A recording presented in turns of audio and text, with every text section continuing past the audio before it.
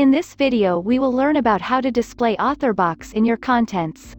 At first, go to User Meta, Add-on. Down there you will find author box. Toggle the switch to activate this add-on. Then, click Option, from where you can set up all settings related to the add-on. In Author Fields tab, your shared fields will be displayed in the author box fields. So, customize your author box by creating shared field according to your preference. You can set up permissions and select field data for each field from many available options.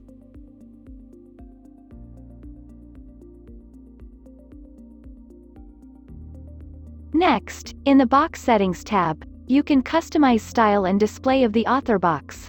Select your choices for each field. Make sure to save the changes made.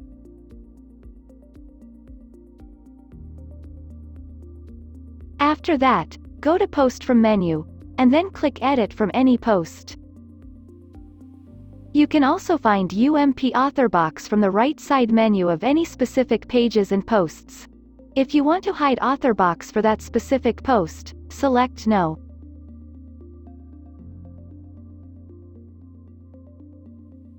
Go to any published post, and there you will find your customized author box. This way, you can display and hide author box in your contents. Thank you for watching.